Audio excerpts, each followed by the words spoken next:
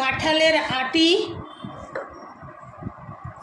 সারা বছর আপনারা স্টোর করে রেখে দিয়ে খেতে পারবেন। কিভাবে রাখবেন আমি সেটাই আজকে বলে দেব।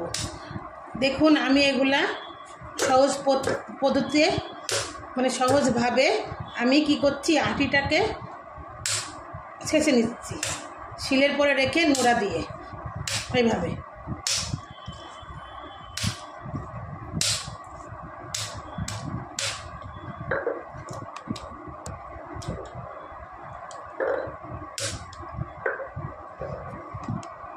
এরপরে আমি কি করব, খোসা ফেলানোর জন্য দেখেন টপ তাড়াতাড়ি করে খোসাগুলো উঠে যাবে।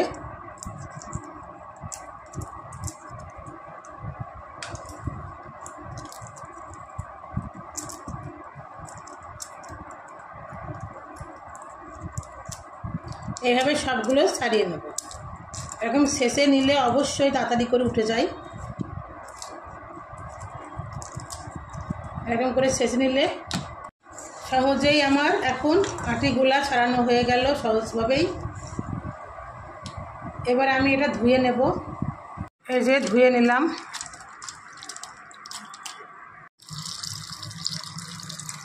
গ্যাসটা অন করলাম, এবার সিদ্ধর জন্য বসিয়ে দিলাম।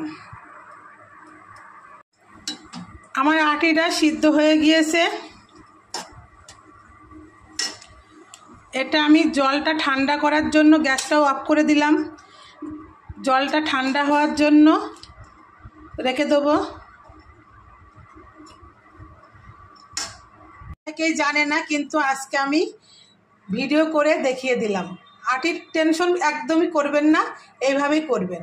আমার যে কত আটি রয়েছে এগুলো আমি ওরকম করে খোসা ছাড়িয়ে সিদ্ধ করে ডিপের মধ্যে রেখে দেবো, আর সারা বছর খাবো, নো টেনশন। মানে এত কাঁঠাল খেতে খেতে এত বীজ হয়ে যায়, তখন তো বাধ্য হয়ে কী করবো ভাবি, কিন্তু এটা সহজ পদ্ধতিতে রেখে দেবেন, কোনো টেনশন নেই।